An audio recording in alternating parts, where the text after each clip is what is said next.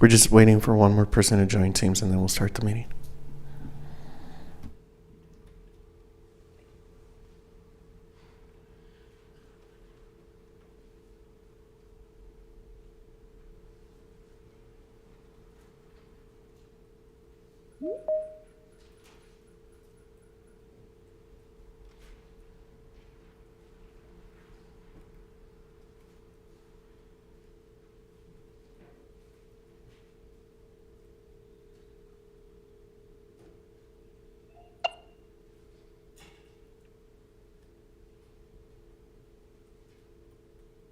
We'll have you on. Oh, there's a mic. Sorry.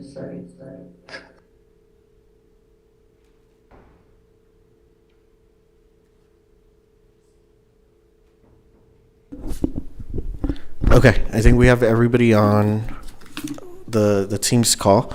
So I want to get us started and call the meeting for the Financial Oversight and Audit Committee to order. It's November 14th, 2025, and it's 11:03 a.m. Representative Maldonado Rocha, Representative Nino, and myself, Josh Acevedo, are present for this meeting. Rep. Alejandra Chavez is on her way and will join us shortly. But let's start with the Pledge of Allegiance. Rep. Maldonado Rocha, can you lead us?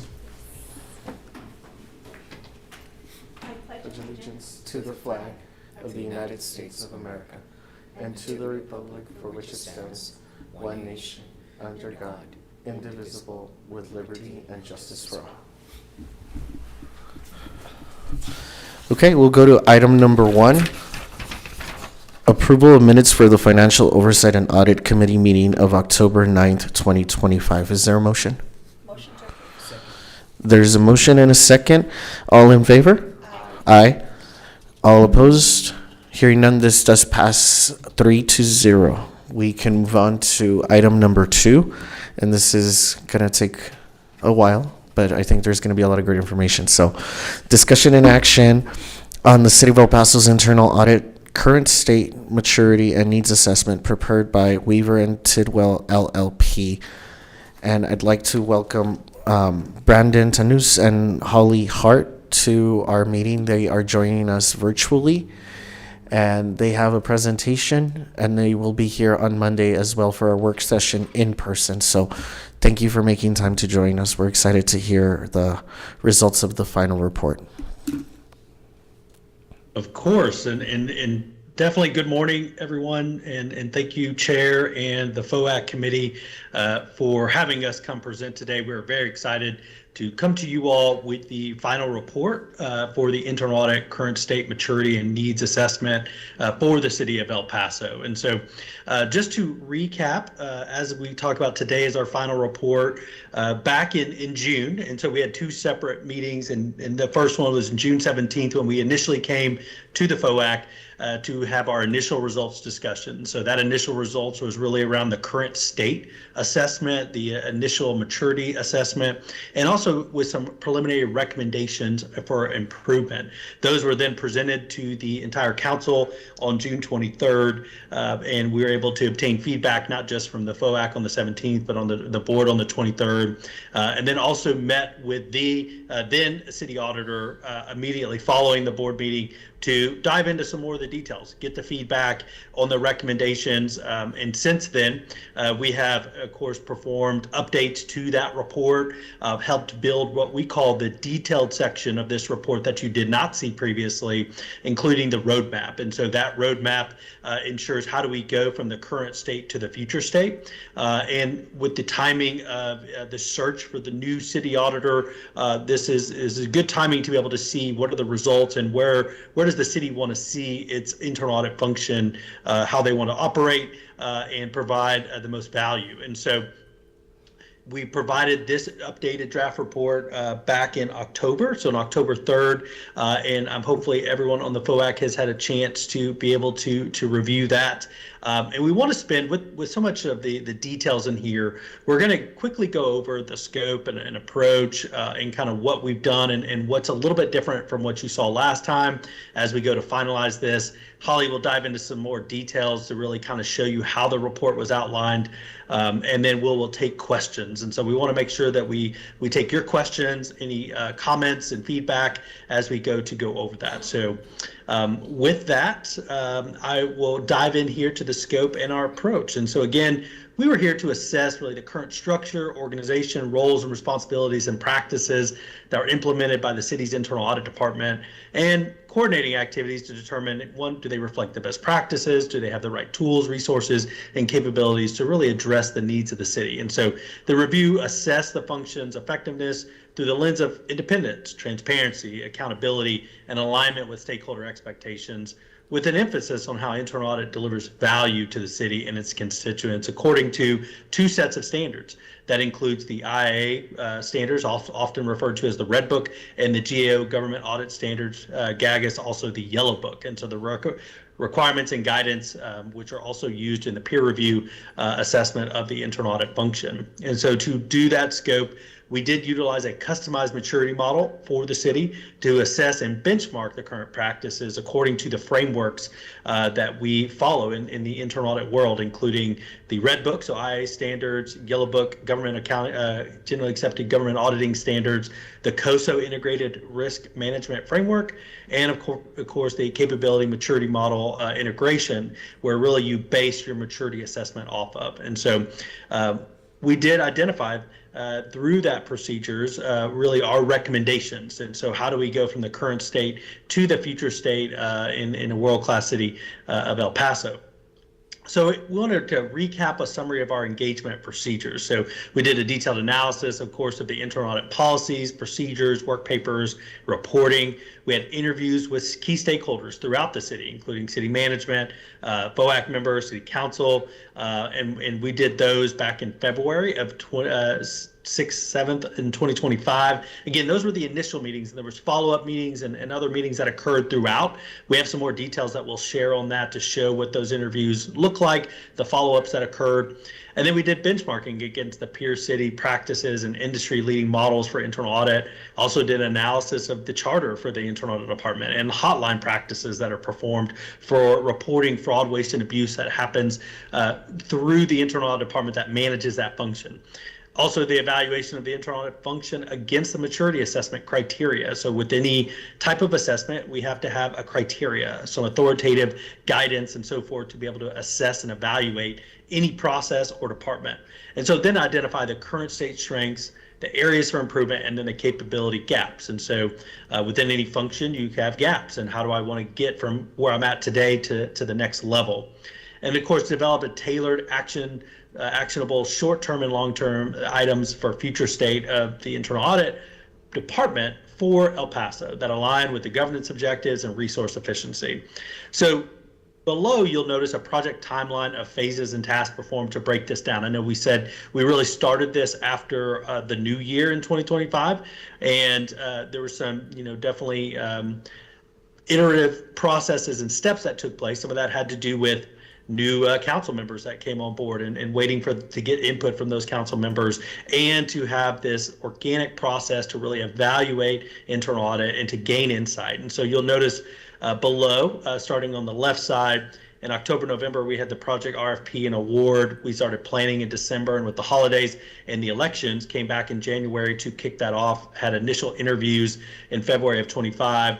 And March through May was really the detailed, heavy document gathering, analysis, and benchmarking, and then came to you all with the preliminary results in June of 25.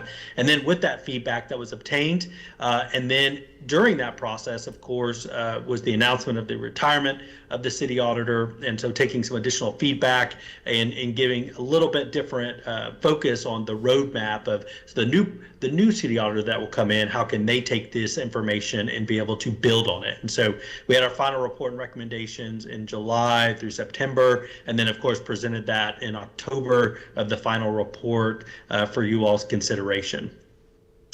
And so in the next slide, you'll see here an ad that was not in the draft. It's really our stakeholder matrix. So when we talk about all the different stakeholders we talk to, you'll notice on the left side, you'll see who the stakeholder groups were, when those meetings occurred, what was the purpose of those discussions, and then the focus area, or the key topics. And so this really highlights what are those key areas that we honed in on, that we got feedback on, and really facilitated this assessment to hear from the key stakeholders within the city. Those are the ones that rely on the internal audit function, want to have a very effective function. And so being able to get candid feedback about the function and how it operates, how it coordinates and collaborates with other city leaders, and so forth.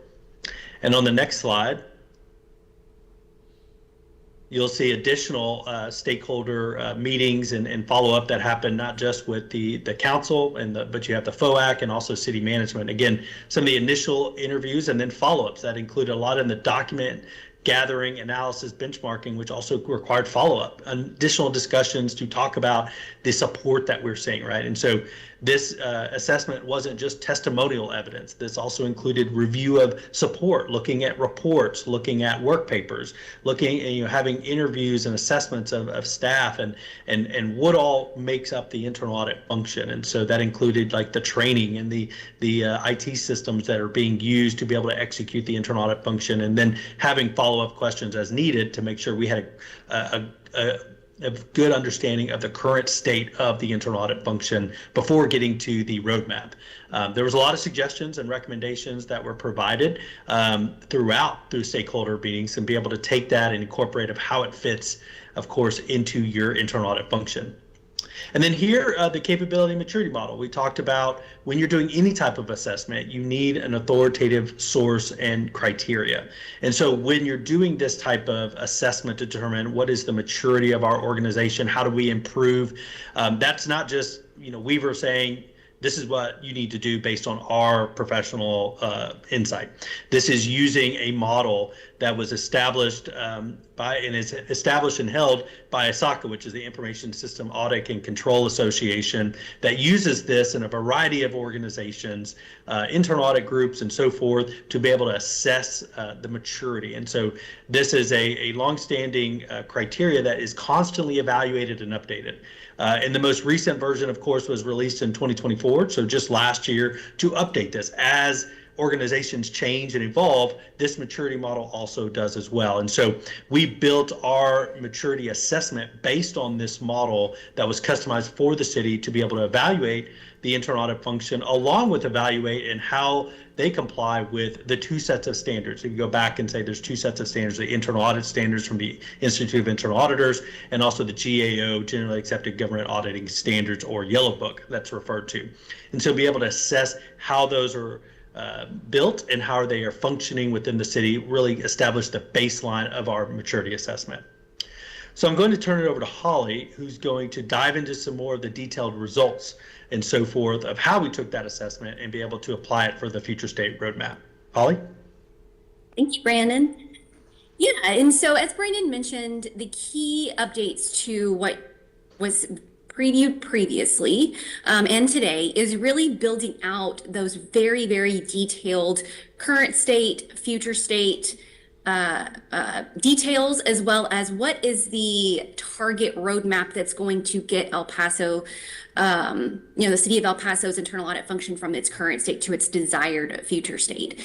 And so within that roadmap, we present, of course, the current state condition across all the 14 components and all of its subcomponents that we evaluated as a part of our assessment. We developed tailored action plans, which defines short-term and long-term steps to advance the maturity and strengthen internal audit's value. It already provides a ton of value throughout the city. And so we have opportunities to improve and to build on that strong foundation when the new city auditor comes in. In total, we identified 45 very healthy action items that are detailed throughout the body of the report in the next next pages that are after this, that's going to advance to that future state. We also included implementation considerations, which includes the benefit and challenges of each of those recommendations. There is a risk-based and cost-based decision for every single action that the city takes. And so we understand that, and we want consideration of all stakeholders involved, regardless if it's city council, FOAC, management, or internal audit, to understand the benefits and the challenges to implementation of those actions so that we can certainly prepare and plan ahead as needed and prioritize how we implement this roadmap. And then we also, as I kind of touched on, have developed a prioritization approach, which is risk rating each of those action items that we presented to provide you a better way of prioritizing and planning out your effort. It includes the impact, it includes the lift that would be required, the resources that would be required, and really that effort between coordination, collaboration, and change management within the city to really get that action item implemented. And so that's kind of the foundation of the roadmap. One of the things that I also wanted to touch on is within our action items, you will see what we called a RACI structure, which stands for responsible, accountable, consulted, and informed for each of the action items. We thought it was really helpful to identify the responsibility and exactly what that responsibility looked like for each of the action items. And the framework for this is really in line with the first line, second line, and third line roles that are established by the Institute of Internal Auditors. And so, for example, first line management, responsible for owning risk, implementing recommendations and corrective actions, and also they are consulted on areas of risk and effectiveness or efficiency and informed of internal audit results and audit plans and activities. That second line, your risk management function within the city, is responsible for challenging and monitoring that organizational risk. They're accountable to the city council for supporting risk management, and they are consulted to ensure alignment with broader policies and governance structures. And of course, they also are kept informed of internal audit results and audit plans and activities. And a lot of time that risk management function lives within departmental management, but they also have this responsibility across departmentally, across the city, to be monitoring and challenging organizational risk, which is a very critical role, and it can be very much a helpful synergy between that role as well as the third line role, which is internal audit. Now, internal audit's responsibility really lies in that providing the assurance, independent perspective, ensuring value-added recommendations align and strategic objectives are met. They are accountable to the city council for executing mission as mandated. They are consulted on a variety of risk management and governance areas. That's the goal, is that internal audit has that seat at the table for consultation. And of course, they are kept informed by city management on key activities, emerging risks, and status of recommendations. And so the goal here was to provide a framework for where everybody kind of fits, in the roadmap and how that coordination interplays to really have an effective implementation of that roadmap. On the next couple slides, I'm going to show you an example of the detailed results of one of the components Keep in mind that we did this very analysis and have this detail for all 14 components. And so it's pretty healthy and lengthy. I don't want to, we don't need to go over all of it. It's pretty detailed. You guys can read the report, but we did want to just go over one of them so that we can show you exactly how those attributes that we've identified are outlined within the body of the results and how you can utilize that to really understand the action items that we are recommending. And so the first one this is just the first component that we evaluated in the alignment of the maturity assessment was the area of ethics, independence, and professional judgment. So ethics and integrity. Within the body of the report, the attributes that you will see for each component, you will find the current state for that particular component, which is isolated on that left-hand side. You will see the future state goal that was determined based on all the various interviews and discussions and conversations that we had with all those stakeholders that we mentioned earlier. And then you're going to see what did we identify in the current state in each of the areas that were really critical within that particular component. It just so happens that within ethics integrity, the current state components that were really critical that we evaluated was training, ethics within policies and procedures, internal audit's contribution to city ethics, stakeholder feedback, how we hold ourselves accountable to ethics integrity, and that collaborative leadership aspect of that. Those are the attributes that we looked at within the current state for this particular component. And then we also identified what are the missing elements that would not necessarily that they're going to, stop the train and what internal audit is doing, but these are the missing elements that we identified that would get you to that future state goal that El Paso is looking for. And so you'll see that the missing elements are aligned somewhat with the attributes that we have outlined on this current status repeatable. And so those missing elements are really identifying within all of these current state elements where we saw some opportunities to improve to get you to that future state. And just so happens for this particular component, we did identify that we are pretty much through the way of repeatable for the current state. We really want to get to all the way into that defined area of maturity, which again, if you need to revisit what some of that means, we have that all very well outlaid in the beginning of the report, which each of these areas are how they're defined. But for this particular component, that was the evaluation there. And then you're going to see a lot of words on the rest of these pages because they really outline in detail to extent what the short-term path to goal maturity would be and what the long-term path to maturity would be. There's always short-term low-hanging fruit that can be acted upon pretty quickly.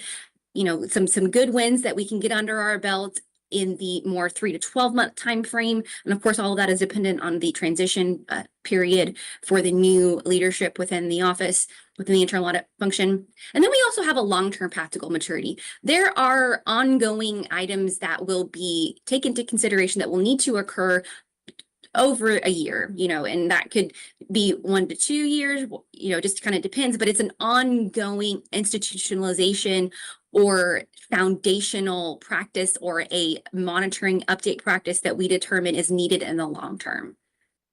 And then you'll also see over to the right-hand side, as I mentioned, those roles and responsibilities we've identified for each of the major stakeholder groups. As you can see, throughout the action items, we have identified the major stakeholder groups as being the CAE, Chief Audit Executive, so the internal audit function, the FOAC, the city council broadly, the city attorney and city manager, and then city directors. So there's various layers of management and leadership and governance that are included in this responsibility RACI matrix. And hopefully that helps to identify and keep us on track on some of those lines. While they get a little bit blurry, they all should be working in coordination and collaboration with each other. And we can always go back to this key to help us understand and reorient ourselves as needed. And then lastly, as we mentioned before, we included the benefits to implementation as well as the challenges within each of the, which is broadly for all the action items that we recommended. And, again, everything's kind of a cost benefit decision, and it also determines the prioritization and when we agree that implementation is a goal. Lastly, I want to jump over real quick to the method in which we prioritized the recommended. And again, this is recommended prioritization. This is not gospel. You can certainly be agile and adaptable to our recommendation, depending on what's going on in the current environment. And so you may see one of the action items and determine, actually, I want to prioritize that first, depending on kind of what's going on in the environment and what you're hearing internally and externally. But this is a recommended prioritization that can be used as a framework and then can be adjusted as needed by leadership and by you all. The way that we prioritized the action items is by considering two things: the impact of the implementation of the recommendation and how it enhances the internal audit function's ability to provide value and really carry out its mandate and its charter. The higher impact actions are more meaningful to strengthen governance, risk management, accountability, and overall efficiency. The medium to lower impact recommendations are great for operational refinements and efficiencies. They can provide noticeable improvements. A lot of times they're narrower in scope or incremental in benefit, but they do provide value to our internal audit. They just could be maybe happen a little bit more quickly sometimes, don't have quite the level of effort required. Still important nonetheless. The effort required on the right-hand side, that is the level of resources, time, and change management that would be needed from the various stakeholder groups to really implement those action items. All the way from high effort to low effort. High effort, of course, requiring significant resources, process redesign, or cultural change. Sometimes a lot of these action items, it's, you can't turn a ship or change direction or even pivot a little bit, all in one day. So sometimes we need a little bit longer time. We need more resources. Also, cross-functional and coordination over all stakeholder groups. Those are also things that require more high effort, more of a high effort lift, if you will, for implementation. And then the low effort is more items that can be implemented relatively quickly, minimal resources or disruption. A lot of those are just things that we can have in a conversation, items that can be addressed internally with internal audit, policies and procedures or processes, just kind of operational things that can be adjusted and tweaked to help with some of the action items that we recommended. And then lastly, we have a pretty kind of prioritization here. We do have, if you want a kind of roadmap or a idea of the level of effort and impact for all the 45 action items, you'll see that we've got a lot of our effort and our impact concentrated in that medium to high area. We do have a number of low, medium impact effort, low hanging fruit that I like to call it, that will give you some immediate results. But over the long term, we can be looking or working on those higher impact, higher effort areas in that upper right-hand corner. And so you kind of see how we have a bit of a bell curve, if you will, from low to high. And that's just how it happened. It kind of happened perfectly that way, but or auditors and accountants. So we also provided a little bit of context into the lift that's required, and this is all quantitative. It can certainly change and be adjusted based on the environment, but we did want to provide some idea at a high level of the lift required for each of the stakeholders in the involvement. Based on that RACI matrix that we identified. As you can see, there's heavy involvement from the internal audit department as well as the FOAC, being the committee that the internal audit directly reports to. And then of course, you've got some escalation of involvement from city management, and then city directors are also heavily involved because they are the front line. They're the ones that internal audit is really working with hand in hand during the planning and fieldwork processes. And so that coordination, collaborative, that framework for feedback mechanisms and feedback loops, a lot of that is within the city directors and their involvement in internal audit operations to help really develop that collaborative and transparent environment that we're looking for in the city of El Paso. And then finally, I'll stop here. We have a pretty Excel workbook that we provided to the council. In addition to this report, we provided a tool so that the city can track the implementation of these various items. It kind of looks like this, in which we've just summarized at a high level. what element, component, the reference that it links back to in the report, just a quick, title of the action item, the impact effort, and then again, stakeholder involvement. So it's kind of a quick key, if you will, for management to refer to. And there's also a tracking mechanism in that workbook that says, yes, we've worked on it. Here's the date of action. Here's what's left to do. That Excel workbook can be used in a number of ways to track implementation and really assist both the FOAC and internal audit in understanding where they are at any one given point in time in the implementation of these recommendations. So that's really all of our slides that we wanted to present. We really wanted to give a lot of time to turn it back over to you all and ask us any questions or provide any feedback. We'd certainly love to help, with any clarification that's needed. We're happy to assist there. Well, I guess I can keep my screen on in case we need to jump back to a slide or two, but we can turn it back over to you and open the floor for any questions. Thank you, Holly. Thank you, Brandon. And I just wanted to state for the record that Representative Chavez joined the meeting at 11:25, and we just got a lot of information all at once. So I want to open it up to members of the FOAC to ask or say anything, questions or anything like that. And then, of course, I also want to give our city manager, city attorney a chance to have questions or discussion on this, just because I think from looking at this, it affects all of us. And of course, Liz, Miguel, if you also have questions, I'm happy to let you ask those questions at some point, but I'll call on you if that's okay. Yep. Okay, Rep. Maldonado Rocha? No, go ahead. You, Yeah, go ahead. okay, I thought you said, Think. okay. Where do I start? I have initial thoughts. Just kind of looking through this, I see that there is a big focus on governance. And it's not necessarily surprising to me, but I do think that as this implementation is moving forward, governance is going to be a really big key to moving this work forward. So if you could talk to that a little bit.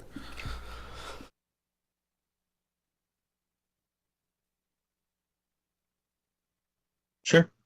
Yeah. Holly, did you want to take that? You want me to start? I can take that. Sure. Yes. And that's a really keen observation. Yes, governance is really foundational to implementation of these action items. Governance is really what drives the tone at the top. It drives the way that we prioritize and really provide intentionality behind how we work on these recommendations, and also being open to collaboration, to coordination, to having discussions that are necessary, to be honest and transparent with one another as well as the public.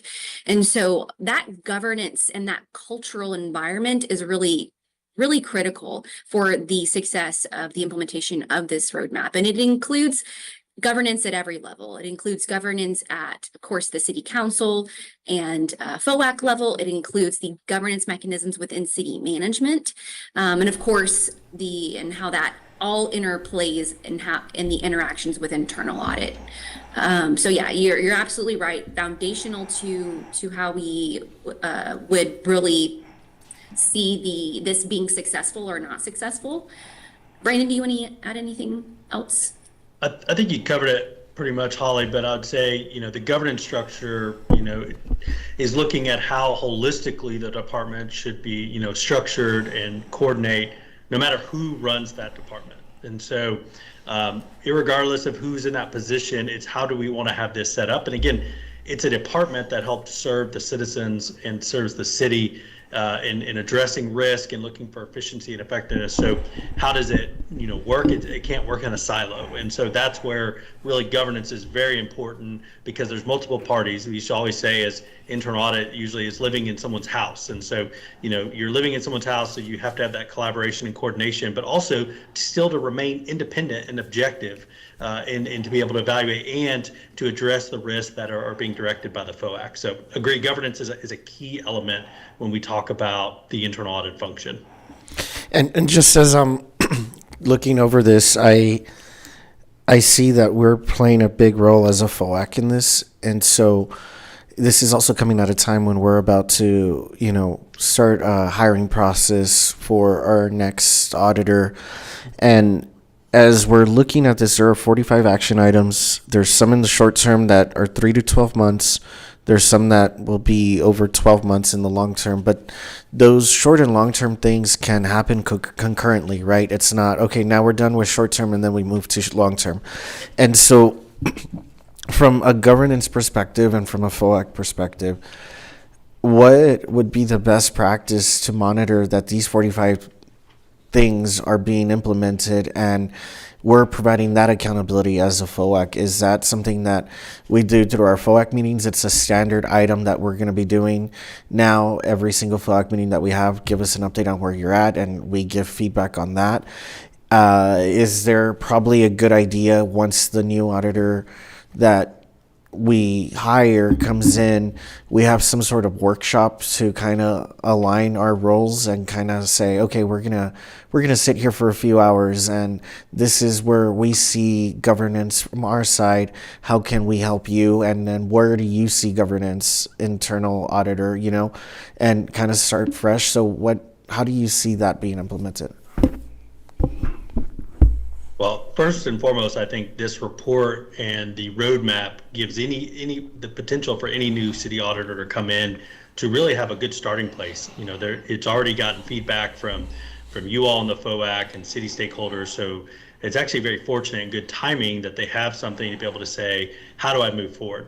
Now, the accountability measure on that, I agree, because anytime you have an outside independent, vendor or firm to come and do any type of assessment, we don't want that work to go to waste. And so having what we would call implementation updates and assistance as you go through to say, meeting on a routine basis. This is something that could live in internal audit and in the FOAC to be able to monitor and say, how are we working on these progress? But also, it's not just where we're at in progress, but where are the bottlenecks? Where are some things maybe we want to tweak and change based on the evolving change in the environment?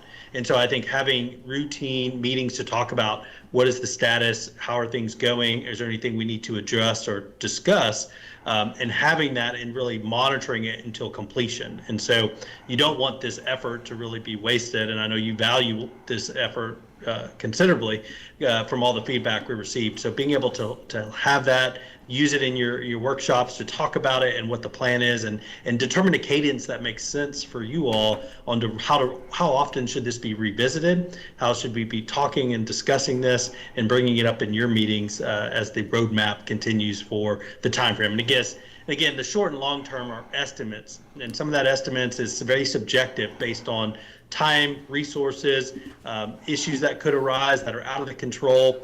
And so there's got to be flexibility in that as well, because things are going to happen and bigger priorities may come up. And so you're going to have to look at that and determine, is this still in the time frame? Does it need to be adjusted? But as long as it's not only being governed and managed by the FOAC and the internal auditor, then you'll be able to keep monitoring that through the lifespan until it's implemented. Okay, so go ahead, Holly. I'm sorry. I wanted to add real quickly, as you noticed on that stakeholder involvement kind of graphic where we have all the various stakeholder groups, there's quite a lift from your internal audit department as well as the FOAC, as you mentioned. And so the cadence of updates that you discuss the implementation of these action items, they should definitely be healthy discussions around where we are and the status and what's been done and what's been determined. I think that's going to be really helpful for the transparency piece of this. But I also think that there needs to be some consideration for the lift that will be required by internal audit, and what do we need to adjust in terms of our work plan, our audit planning for the year or for the next couple of years to make sure that we can really dedicate some time to this. What is that going to look like? Do we agree on that? How can we squeeze in some time to really work on this intentionally? And so understanding that there's going to need to be a little bit of wiggle room in the audit planning process, annual audit plan for really looking at the implementation of this. That makes sense. And I think if we say, okay, we have somebody in place in the next 2 months in the role, right? Maybe the cadence of the meetings isn't decided until maybe 3 or 4 months after they're in the role, so we could get our first update, and then we establish cadence at that point. And the governance aspect, the transparency aspect is really important. So I see this as the FOAC taking on a lot of that role of, okay, give us the most up-to-date updates all the time, and then making sure that maybe quarterly, twice a year, we go to council with an update so they know where things are with this. Mhm. Would that be appropriate? I think that sounds great. Okay. And another part that I was looking through in terms of the elements and the components that you put together, there's a big part on ethics, and I really enjoyed kind of seeing how you broke everything down with ethics. On a personal level, we have our ethics commission. I think it plays a really vital role for our city. And as I'm looking through on this, is there an opportunity that we could have some, learning moments from all of what you're suggesting here to improve our ethics commission? But then also at the same time, I'm trying to understand what active role you see the internal auditor taking on for training. Are you seeing the internal auditor training FOAC members, the city manager? What do you see in terms of that? If you could break that down a little bit more. You want me to take that one, Brandon? Sure, I'll add on to it because I have some Okay. thoughts as well. But once you start, yeah. Yeah, so I'll kind of touch on the first thing that you mentioned with your ethics commission. A lot of our action items in this area, not all of them, but a few of them, involve alignment and integration of internal audit, their operations, all the way down to the engagement level of what they're doing to align with the city's ethics and where the direction that they're going, and making that very clear. That real synergy and alignment that can occur between internal audit and the city. And those things should not live in silos either. Ethics should be consistent throughout the city, the expectation for ethics.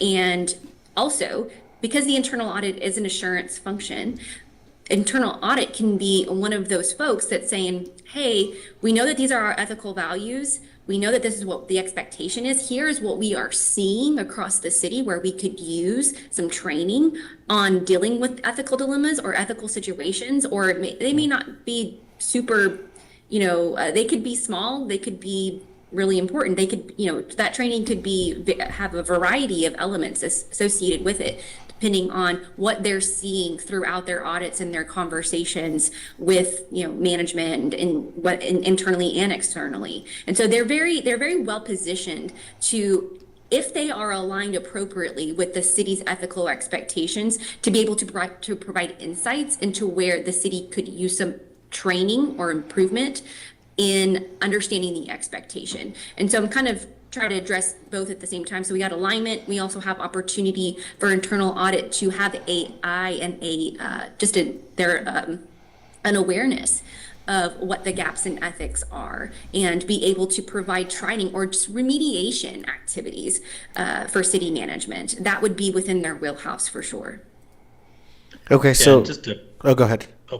And just to touch on that too, and I guess what's important is that ethics, even though we're focusing a lot on the internal audit department and what their responsibilities are, it's not a siloed approach. There is a collaborative engagement on ethics and ethical culture at the city, which includes your general counsel, that includes HR, and really kind of being on the same page. A lot of times we'll see, your fraud, waste, and abuse and hotline is being managed on an ethics standpoint, along with internal ethics on how do we operate and perform audits and training and so forth to be able to identify those issues. But also when we're talking about citywide and what is the expectation. And so there's training, there's that ethical promotion of ethical culture, which sometimes and often we see in other environments is that collaborative, relationship with HR and general counsel as well, or your city attorney in their office to help promote that as well.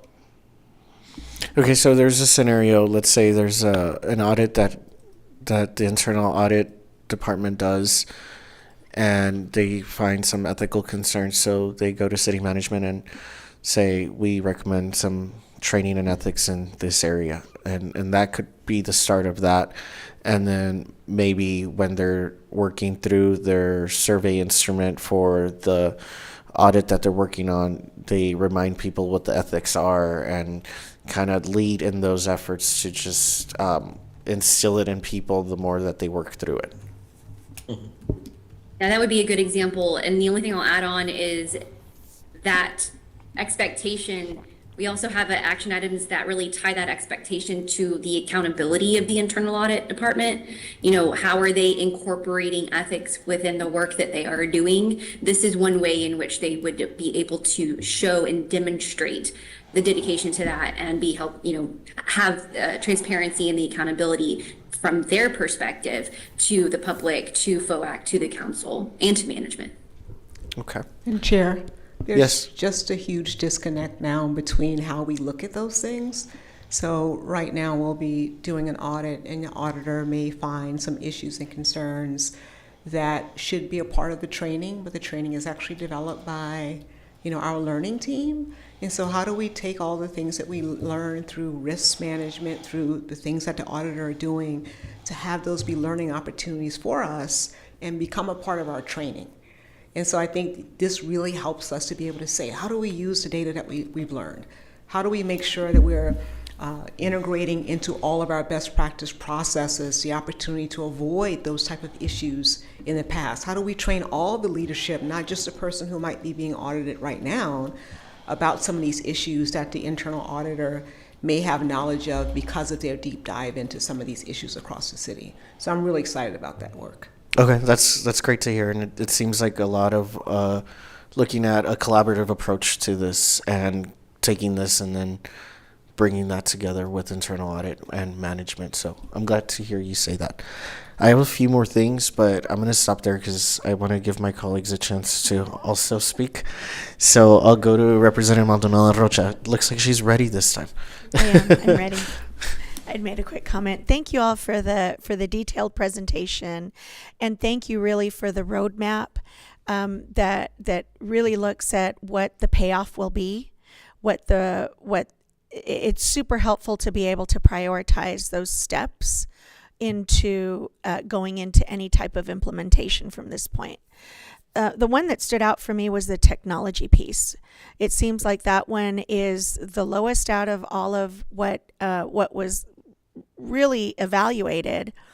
And it seems to me like that would be the one that would bring a lot of other areas into, I don't want to say compliance, but really to an acceptable level at a quicker rate. So I'd like for you to just talk a little bit about that, because I know that there's an analysis that you're recommending. And so I'd also like to hear from City Manager Mack as to, and maybe Liz yourself also, to see what that looks like in respects to completing this analysis and getting implementation. So I'll start with you, Holly Brandon, if you want to speak to that, and then we can go around. Brandon, you can start on this one. I'll follow you. Yeah, I mean, I think technology, and one of the things is technology helps us be more efficient, more effective. But in the end, we can still perform internal audit functions in the current capacity, right? We may not be able to do as detailed and deep dives into some of these areas. I think the reason why we kind of put it the way it is because we can still continue to operate and do audits, but what is the benefits of having that? So I think there's a lot of benefits into doing more technical evaluations. Also, the just general how we're organizing and structured. I think that's something that can be easily done. It doesn't have to be in a large scale audit system or application. It can definitely be something that we host internally through like a SharePoint site, or something that's a controlled area where we can have our work papers all together that can be easily viewed, quality controlled, and all that in one spot. And so I think it's a lower hanging one because it's something that can be implemented pretty quickly because there's already processes and procedures in place. It's more of taking what we're doing and putting it into a technology system, and whether that's something we home built or use existing applications that are already there at the city, or procuring some type of audit software outside of that. There's a lot of different options for that, different benefits. If you're going to procure something, of course, that needs to be part of your budget and things that you look at. But not just the system, but also additional tools. Like there's advanced tools when we're seeing in auditing, especially when we talk about using data analytics and AI, that we're seeing is rapidly happening and changing in our profession. It's something that there needs to be not just training on that, but also the availability of the tools.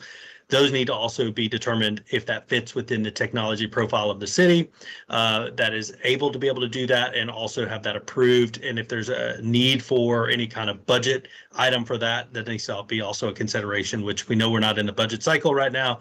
But as that gets considered for the next go round, definitely need to be able to determine. And I think when you have the new city auditor coming in, they're going to be able to see that and say what worked, what maybe their experiences are, what they see would work really well, and what would make the most sense. But definitely we could see the enhancement of our use of technology, and also how we're training to be able to use that to really have more effective and deep and detailed internal audits.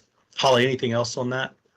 Yeah, and I'll add that, there's the framework for, managing our audit itself, but then there's the tools that Brandon mentioned that we can use to really drive our audit results home and be able to tell the story with the city's data and the city's information, and whether it's a quantitative or qualitative analysis.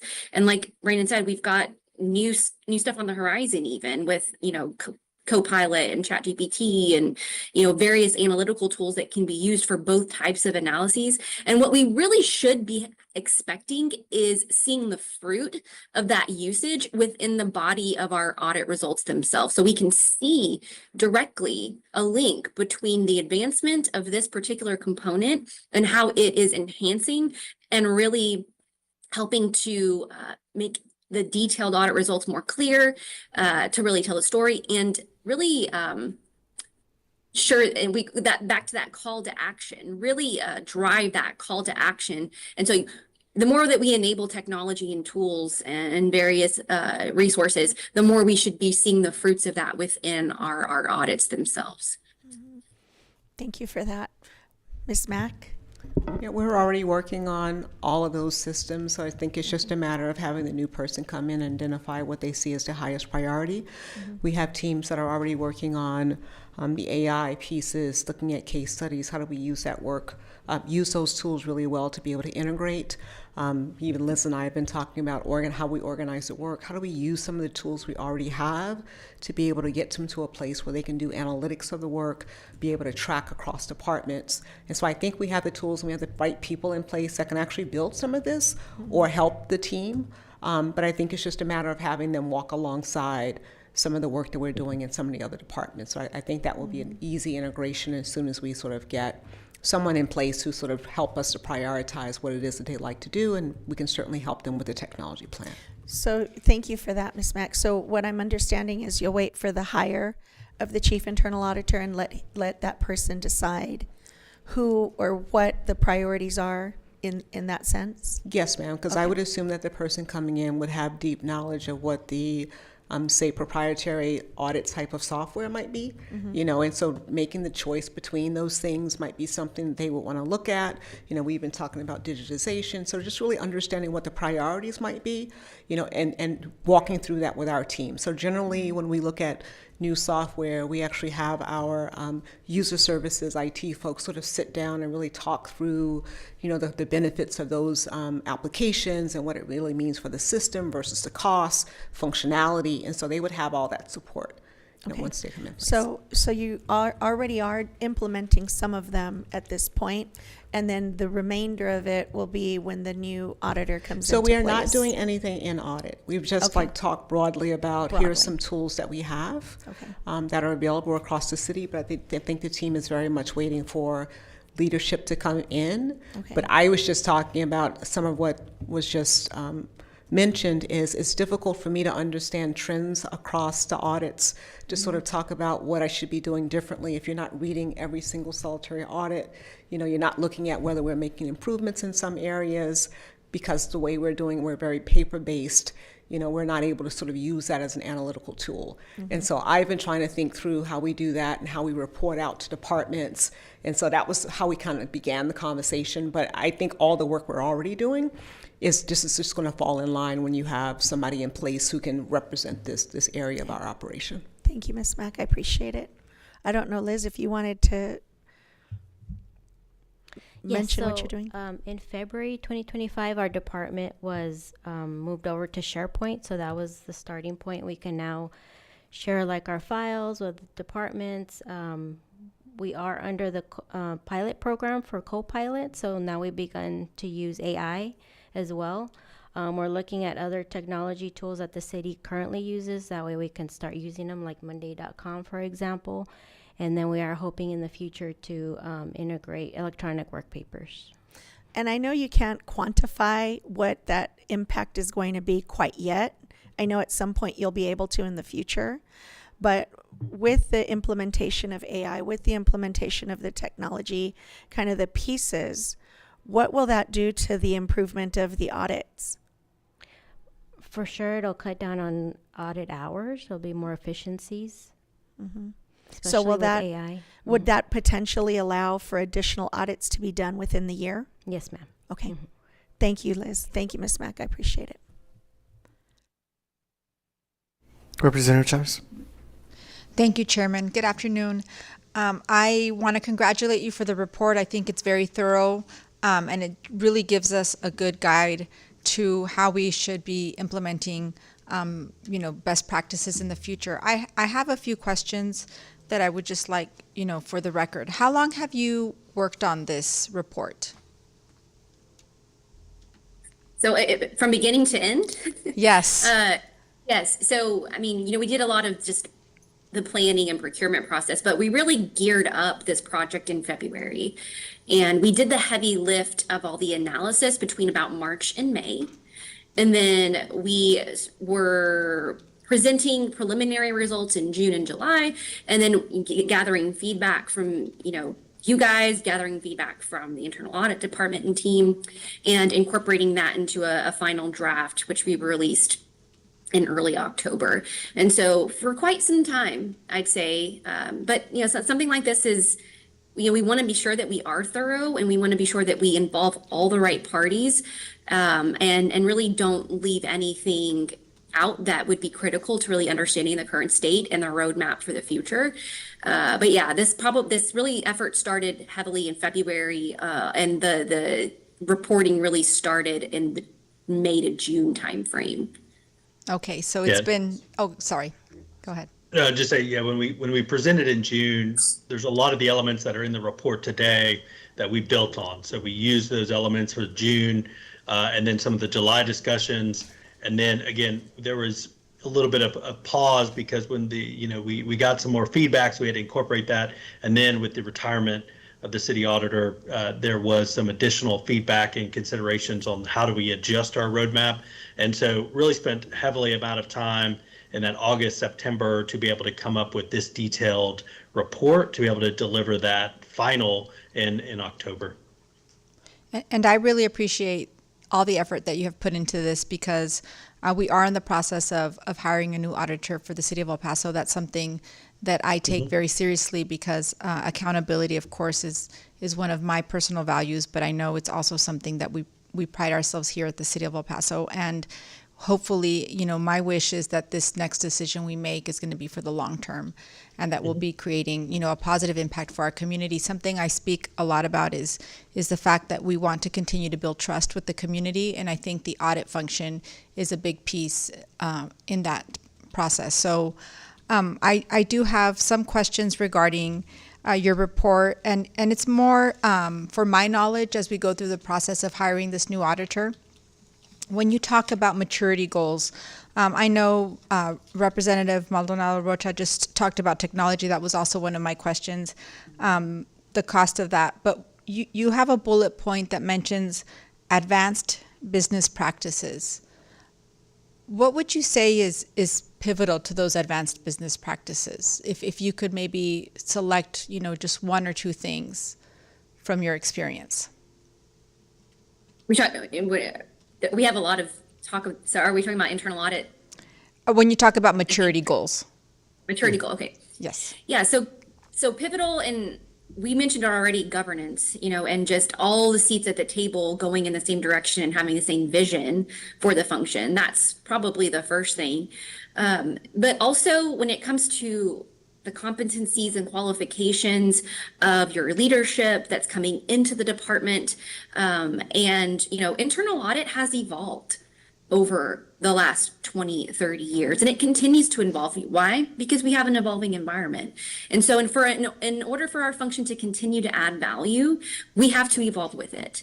And so making sure that we bring somebody through the door and really evaluate, the experience behind bringing an internal audit function into this advanced kind of more advanced areas of maturity, and that defined, especially in that, once you get towards that managed level of maturity, that's really kind of going to come with experience and understanding how to incorporate internal audit methodology and standards with today's evolving environment in a progressive way, a collaborative way, transparent way that meets the needs of the city, and understanding the alignment of all that with the city's strategic goals. We talked a lot about that in prior sessions, and it cannot be stressed enough how much those business practices and how we advance towards maturity, the necessity of its alignment with the city's strategy for the priorities that it is promising to the public.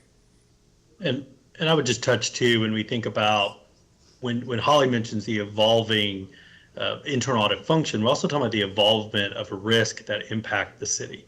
So a lot of times we're reactive when we look at risk, or we're addressing an area in the city that's based on a risk assessment that maybe was done 6 months, a year ago.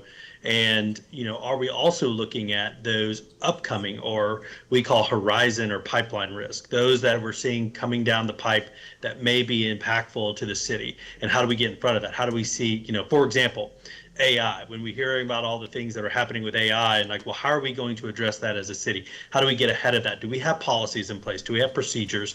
A lot of what we see can be reactive of like, well, we're already using it, it's inconsistent, now we need to audit it, look at our policies. But how do we see that these risks that coming down the pipe, we get in front of it? And AI is a great example because now we're seeing it in everyday lives. But at first it's a little scary. It's scary because it's an unknown risk and we don't know how we're going to handle it. But when you have an internal audit function that is seeing these types of risk and working with collaborative leaders throughout the city to say, hey, if we consider this is a new area that there's not a lot of knowledge about, what's the impact, what is our stance, and how do we want to approach it? So we get ahead of it before it's starting to be leveraged and used internally. And so some of those advanced practices is not just being reactive, but more proactive when we talk about risk and the risk profile to the city. And so that it continues to be a collaborative nature with stakeholders throughout to determine what is on their mind and what is the risk that we need to be aware of. And I really like that you talk about that, because many times during our meetings we've talked about the selection process for audits and the risk levels that are tied to them and how those risk levels were determined. And maybe you are right, maybe with AI or technology we can make different kinds of assessments or approach it in a different way that might be more beneficial to us in terms of assessing those risk factors. And I would say just a recommendation to the FOAC is that your audit plan it shouldn't be set in stone, right? And so a lot of times we do a risk assessment, we determine what the audit plan for the year is going to be, but also consider those changing and evolving risk and what are things that we need to stay on top of that are not bound to an audit plan that maybe have done 6, 8, 9 months ago. And so something to consider that, looking to say, hey, this is something that's impactful. How can we get internal audit to go and evaluate and assess this and give us some insight? And so that's also just kind of a tidbit for the FOAC to consider, is working with your internal auditor when considering that. Thank you, Brandon.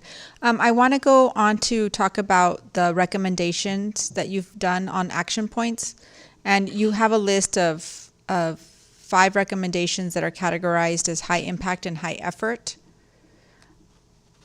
The list is quite extensive because there's a lot of bullet points or a lot of things listed under each one of them. I'm not an auditor, but where do you prioritize, or where would you recommend starting? Are any of these, in your opinion, non-negotiables?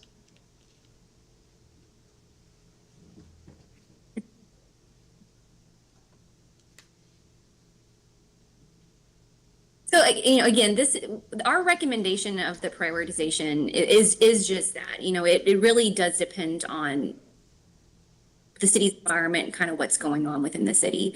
There has to be a decision made.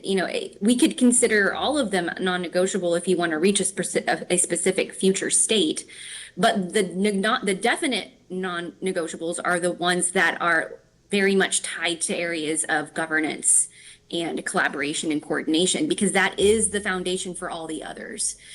And so the action items that really involve those feedback mechanisms and communication between the various stakeholder groups, I would say that those are the most non-negotiable, and sometimes the hardest ones over a long term to really not implement, but ensure they're consistent, because there's implementation and then there's consistency.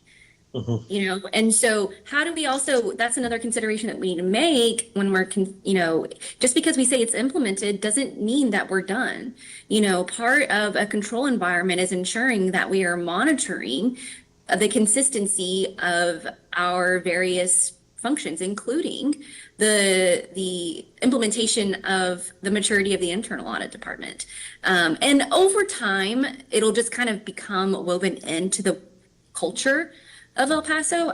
I really believe that, because that's what we generally see with functions that move towards advancement in some of these areas. Is it happens, the culture does shift over time, but monitoring the consistency, especially of those areas that I just discussed, coordination, communication, and being honest with each other whenever we need to, where we're kind of slacking in a certain area, maybe we need to kind of think about another way. If communication isn't working, if this method or mode of communication is not working, do we need to try something different? Not everybody communicates the same way, and then when you get new leadership in, we have to reassess it again. And so there's constant assessment of how we are implementing these actions, and what needs to evolve, what needs to change. Those are the non-negotiables for me. Brandon, is there anything else that you would point to? And I said, just to kind of remind the FOAC that these are subjective based on our experiences and the best practices that we have seen in other environments. But as a FOAC, you could look at this too and say, what do we think our non-negotiables are? And so what we want to make sure is that this isn't just, well, Weaver says we have to do this, or Weaver says this is what's important.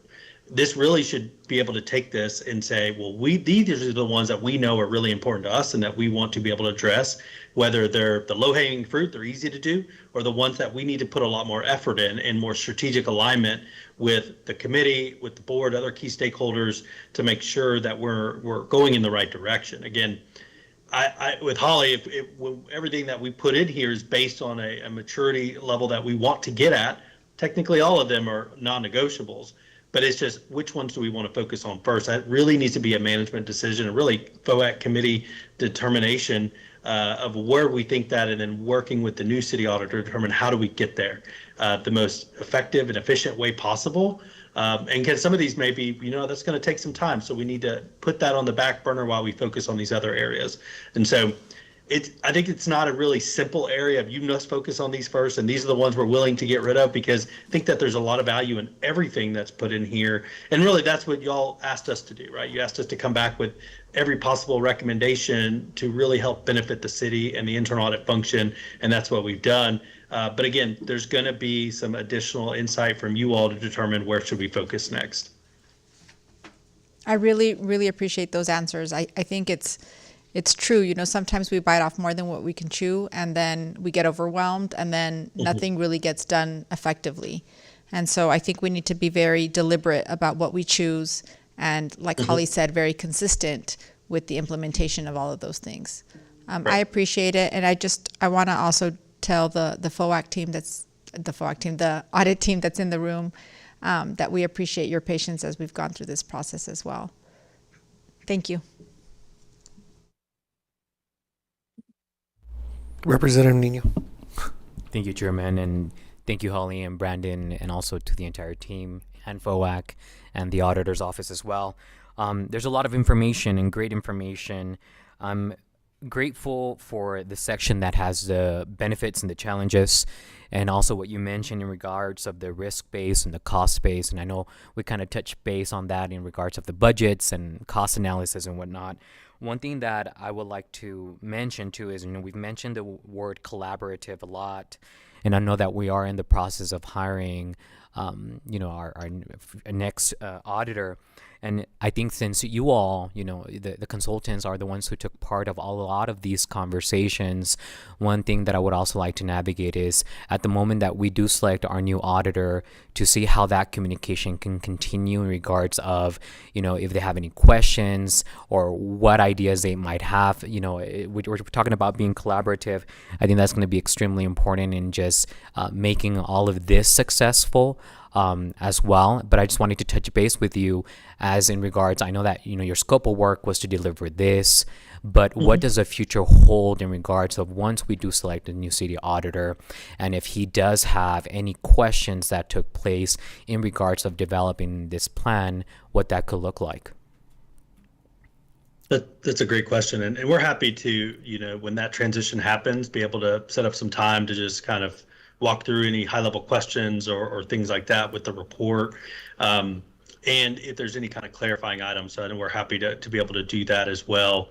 I think really when you talk about hiring the new city auditor, really what they're going to want to also make sure is they have a seat at the table. Correct. They have the seat at the table to be able to be with management, be heard, also hear from others. And so there's a lot of value that you all are putting on the city auditor. This report puts a lot of value on what that function can be, and in making sure that they're at the table, they're involved in the decisions, they be able to hear. A lot of times audit, is there to listen.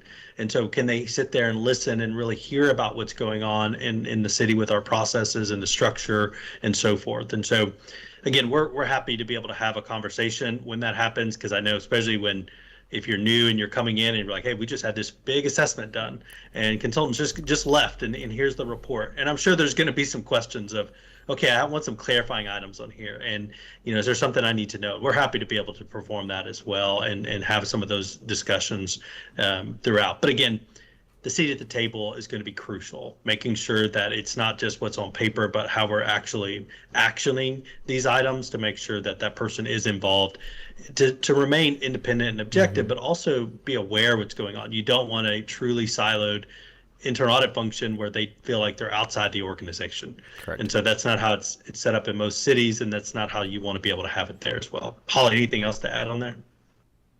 The only thing I'll add is we did do a little bit of looking into your recruitment process and understanding, the beautiful brochure and the job descriptions that you guys outlaid for the new city auditor. And there's a lot of mention of collaboration.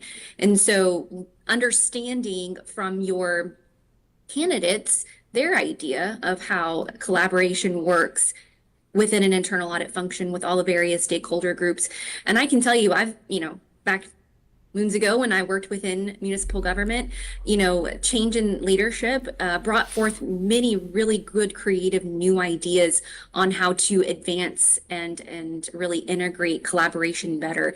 And so there's a lot of opportunity to leverage the experience that your new leadership has, as well as the experience of the current folks in your internal audit team in helping to action and understand and navigate some of the challenges to some of that, and so asking those good questions regarding their background in how to really move the needle forward in the collaborative effort, I think is going to also be a very good conversation. And you guys have set that expectation very clearly in your recruitment process. Great. No, that makes me feel a lot more comfortable, just because I mentioned again, since we are in that process and we continue to visit the collaboration, I want to ensure that the auditor who is hired ends up being part of the conversation. So grateful for that. And I have no further questions. I just wanted to make that analysis, and thank you. Representative Maldonado Rocha. Thank you, Chairman. And thank you again. I just have one follow-up question that sparked right now after all this discussion. So this really would probably go to either the audit team or to potentially Ms. Mack. but we've spoken a lot about placing the chief auditor in before we make like any. We want that person to really drive the decisions on what priorities are.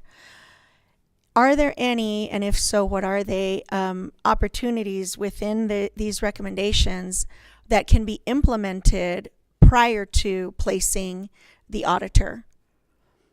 I don't know if, like, for example, I saw the hotline being one of them, possibly formalizing some type of process in place. Like, would that be something, or if that's not it, are there any other opportunities that could be implemented prior to placing a chief auditor?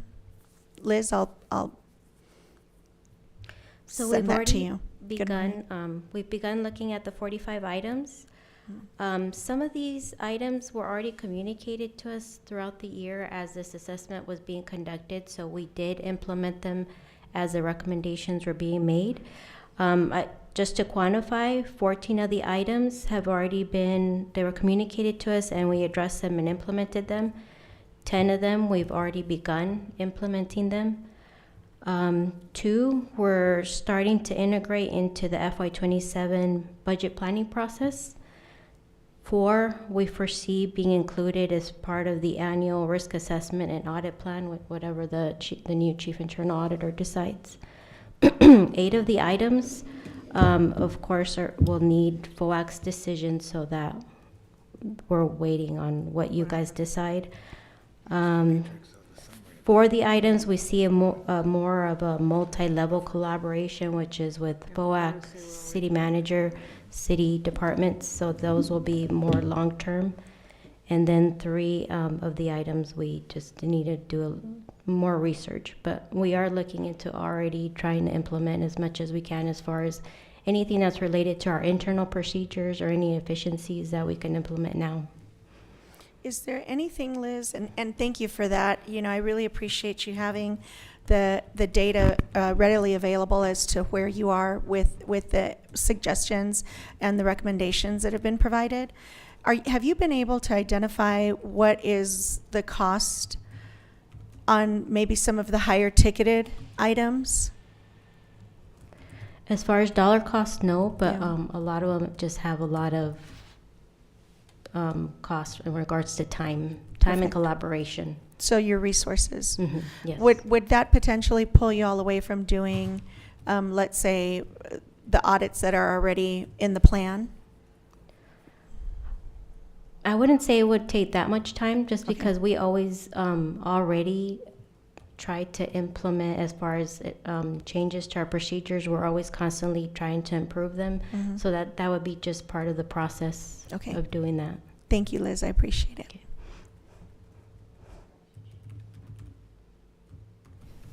All right. Is there any other questions, Ms. Mack or Juan?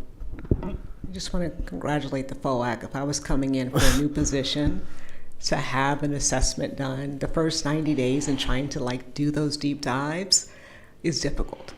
And to be able to come in, one, apply for a job knowing what you need to be focusing on. You're not coming in cold, and have a plan laid out in terms of what those opportunities need to be, understanding who your partners are, is a huge gain for anybody walking into the position. And so I think that it's I would have loved to have that on my desk any place that I got hired. So congratulations and thank you for the investment. But this is also very you. And so I could see you coming up with something exactly like this on your own. It's like, yes, it's a racy chart. Liz, Miguel, or anybody else, did you want to have any discussion on this? All of my questions were answered, but I did want to formally thank with the Weaver team for their time and effort that they invested in completing this assessment. Thank you. Miguel?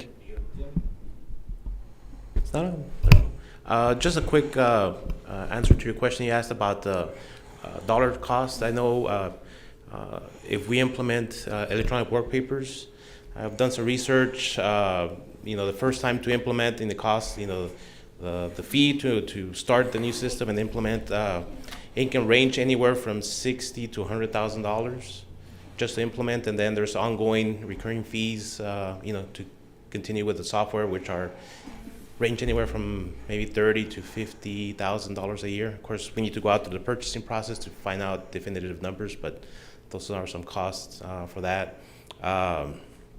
Also, we mentioned about technology. We have a data analytics software. It's called ACL. You can use it to import thousands, actually millions of transactions. I've used that in a previous job to analyze their procurement card purchases. And I looked at like 1.5 million transactions for a year. And I could do it within a couple minutes and do that, and that builds in a lot of efficiencies. So we do have that software, but we only have one license. So that's only one auditor gets to use it. We will need some, if we want to build those type of efficiencies, we'll need, we incorporate into our fiscal year 27 budget to be able to buy more licenses for that type of software. Kevin, may I ask a question?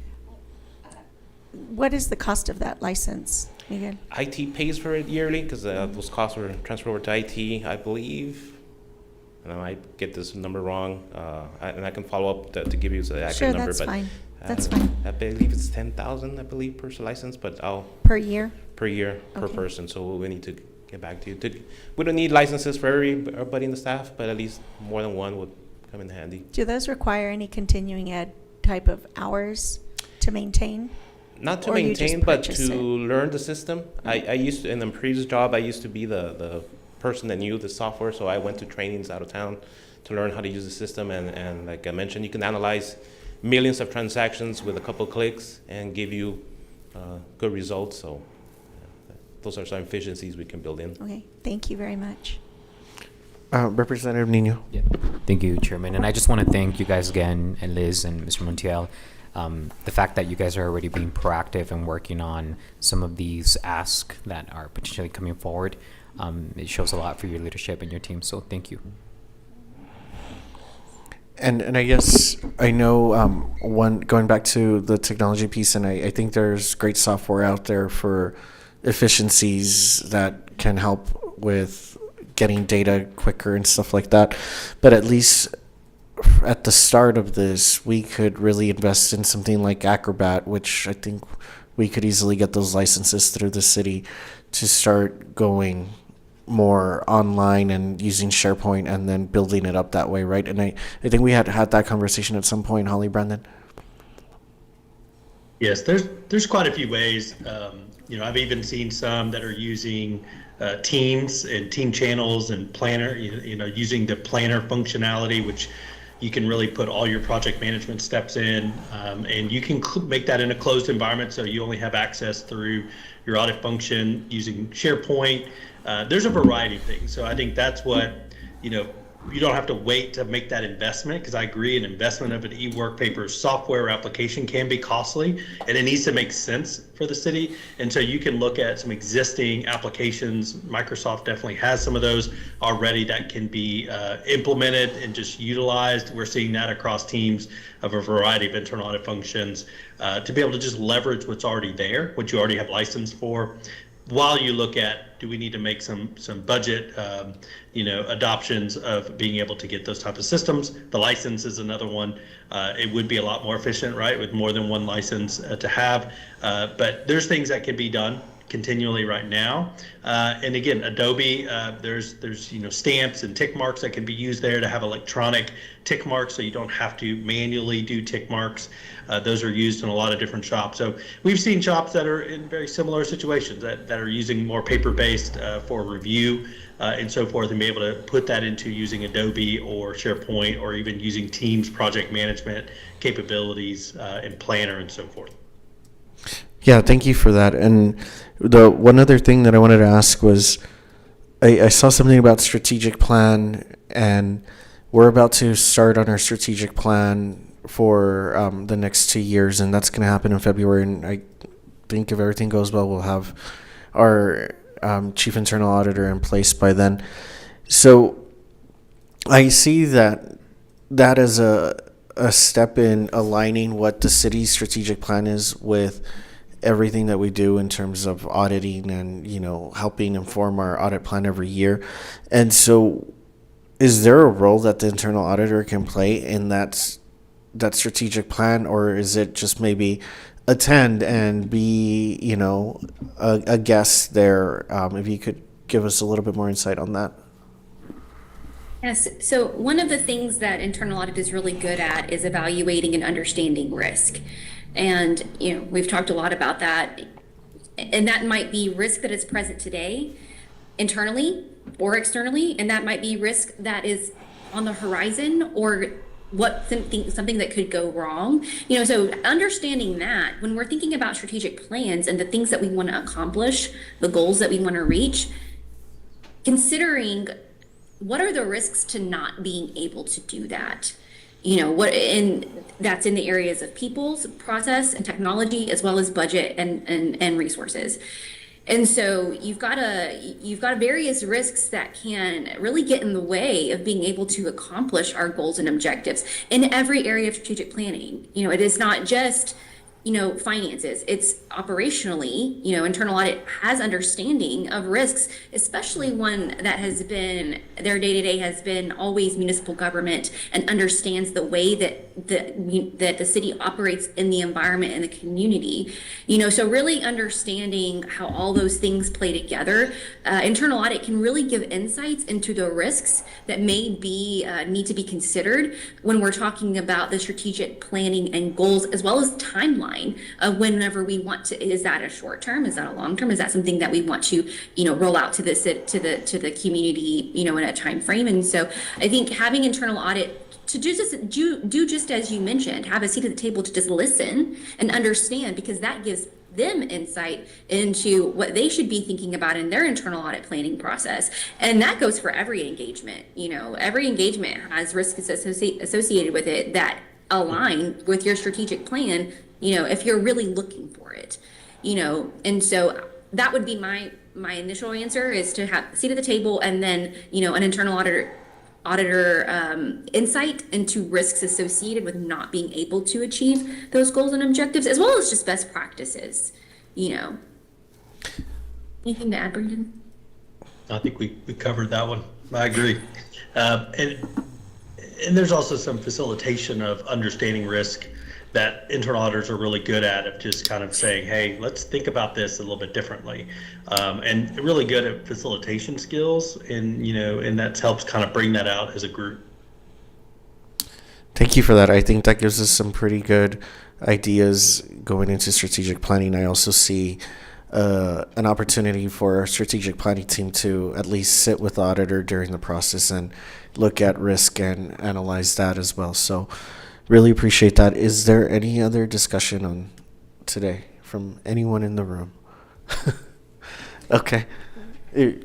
Maldonado Rocha? No, I was just going to say thank you very much. This was a huge lift from everybody that was involved. Weaver, you all coming in and making time available to come in, Brandon and Holly, to visit, to meet during Teams or Zoom, and Liz and all the auditing team, just making yourselves available for everything, and really the city manager and staff. Thank you all so much for completing this, and it's something that we'll use as almost as the guidance for making it even better, because you all already do such a great job. This is something that's going to make it even better. So thank you all. Yeah, I just really want to echo everything my colleagues have said today. I feel exactly the same, and I'll +3, +4, +5 on all of those things. I just won't get to 6, 7 because that's kind of annoying. Say 6 first.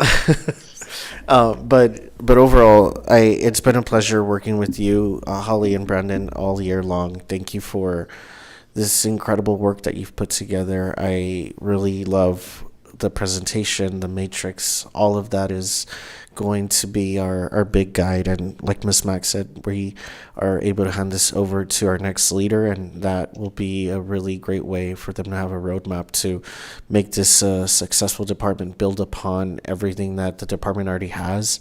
And it's an exciting opportunity to do that. There's always opportunity for growth, and there are very few times where we're like, we're all excited for growth, and this is what you should do, and you'll have guaranteed growth over the course of a year or 2 or 3 years. So appreciate that.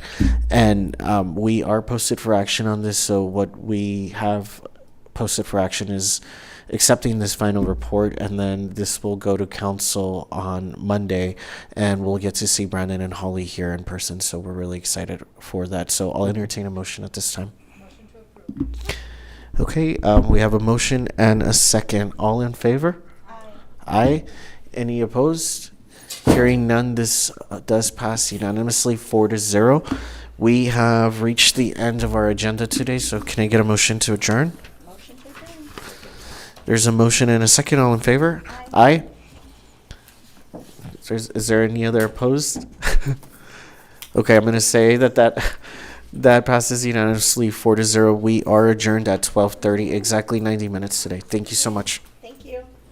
Thank you all so much for your time. We appreciate it.